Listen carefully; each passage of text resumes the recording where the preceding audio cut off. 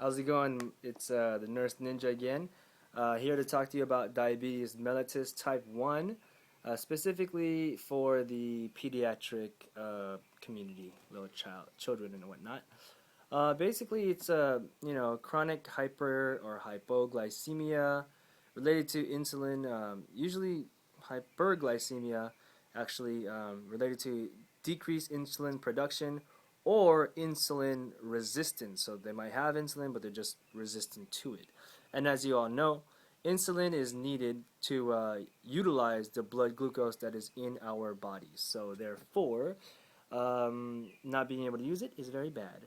Assessments, you would actually take a look at some lab values. The oral glucose tolerance test, you would look at the glycosylated hemoglobin A1C. You want to make sure it's actually less than 7%.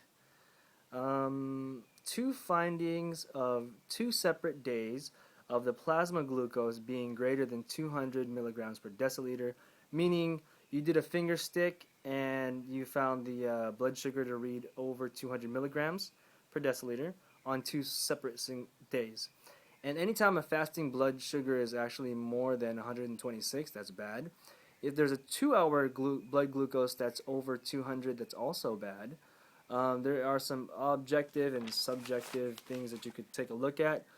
For hypoglycemia, you'll see a rapid. This will happen rapidly, and this will affect the autonomic nervous system. You're gonna see hunger, lightheadedness, shakiness, nausea, anxiety, and irritability, pale and cool skin, diaphoresis, sweating, and they're going to be irritable.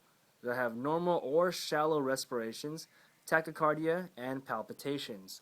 This is for hypoglycemia on a rapid onset. For hypoglycemia that happens at a gradual onset, this is the decreased impaired cerebral function.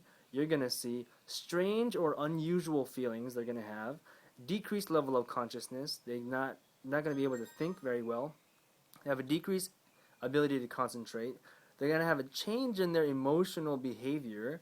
They'll have slurred speech because they're hypoglycemic. They'll have a headache and blurred vision. Also, they have seizures that will be leading to a coma. Leading to coma. So seizures leading to coma. Now, what about hyperglycemia? This is when you have too much blood sugar. They're going to be thirsty because they want to dilute the blood sugar in their blood. And they want to urinate frequently because they want to pee it out. There's just too much blood sugar there. What else? Their skin is going to be warm, dry, and they're going to have poor skin turgor. Skin turgor is the elasticity of your skin. They're going to have dry mucous membranes because the liquid that is in their mucous membrane is actually going into the vascular system to try and dilute the sugar. They'll have soft eyeballs, which sounds weird, but anyways, soft eyeballs. They'll have weakness, malaise, rapid and weak pulse, hypotension, so decrease in blood pressure.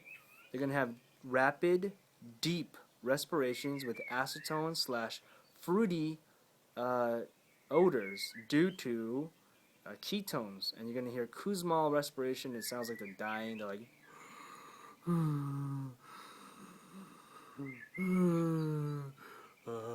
yeah, so that's really bad. When they get to that stage, that's like respiratory acidosis. They're pretty much screwed, mate. So they don't want that. So what else? We got risk factors would be genetics. You could be genetically predisposed to it. There could be toxins or viruses that are eating away at your islets of Langerhans. Islets of Langerhans. Basically, those are the parts of your pancreas that creates insulin. And you could be obese or just be have a lot of inactivity. So get out there and exercise. You know you should do it, but most of us never do. Diagnostic procedures, they can self-monitor and do blood glucose. So this is when a child or a person actually checks their own blood glucose and pokes themselves and checks that. It's good for you to know. Collaborative care. What do you do as a nurse? As a nurse, you're going to do blood glucose levels. You're going to monitor those. You're going to monitor input and output, monitor the weight, the skin integrity and healing status, sensory alterations, any dietary practices, what do they do, exercise pattern. You want to make sure and teach them proper foot care. Yes, foot care. You want to inspect the feet daily, pat dry between the toes, use powder, mild powder, perform nail care after a bath, separate overlapping toes with cotton. So basically, you don't want the toes to get all squished up together. You want to teach them insulin administration and to have good rest periods. You want to let them know and recognize that 15 grams of carbohydrates equals 1 carbohydrate exchange, and include fiber in the diet to avoid avoid concentrated sweets. So when you put fiber in the diet, it helps like break down, the sugar, and also avoiding concentrated sweets like artificial sweeteners and all that stuff.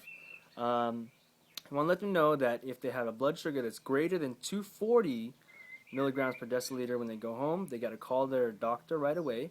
If they have a fever that's over 102, or if they have a fever lasting more than 12 hours that is not responsive to Tylenol, that's very bad. They got to call their doctor. And if disorientation occurs, call the doctor as well. Um, Let them know that never to mix Lantus with other types of insulins due to the incompatibility of Lantus with other insulins. Now, I have another video that talks about that, so take a look at, what is insulin or different types of insulin. I have it on there.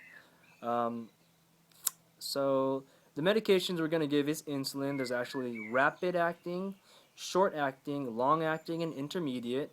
And some patients actually have what's called an insulin pump. It's a little pump, looks like a pager, that they stick into their love handles, and it actually secretes a consistent amount of insulin you tell it when to. And if you're about to eat a really long, big meal, you want to put an extra squirt of that insulin. What do you want to teach the person? You want to teach the person to check the accuracy of the strips of their glucose strips when they're checking their glucose monitor. Keep a record of the time, the date, the serum level of their glucose, the dose of insulin, the food that they intook, any activity or any illnesses that they might have, in a little journal, a diary, if you will. Teach parents the signs and symptoms of hypo and hyperglycemia, and encourage the patient to actually wear a medical identification wristband. So these are just some things that you can do. And a personal story of, I'm not going to get into like any HIPAA stuff. I'm not going to say the name, but a very good, strong-minded gentleman that I was taking care of in first semester, basically had his foot amputated, and we actually took a look at all of the inside of his foot. You can see his bone, and his wife is very kind and nice, but she's told me that he would never take care of his feet, and he was a diabetic, and she said she noticed some green color on his socks. He didn't care. He wanted to work more and more and more and not care about his health. And then it started becoming red, or it was red first, it was bleeding, and then it turned green. It started becoming like infected, and he just didn't care. He just kept making his wife change his bandages. By this time, he was like walking with a walker, and when I took care of him, he had a very strong attitude, kind of mean guy, but when you get to know him, he was actually really nice and pretty funny to me. Anyways, he was doing great. I mean, you could see his bone on his foot, and they were like doing some vacuum therapy, something to suction all the secretions and blood that came out of there. But all of a sudden, one day, he just died. It's just so diabetes is a serious disease, and you want to make sure you take care of them. So client education, teaching patients what signs and symptoms are, how to take care of themselves is very important. This is the Nurse Ninja. That was diabetes. Add my channel, subscribe to my channel, and I'll talk to you later. Bye. Ooh, right there, son.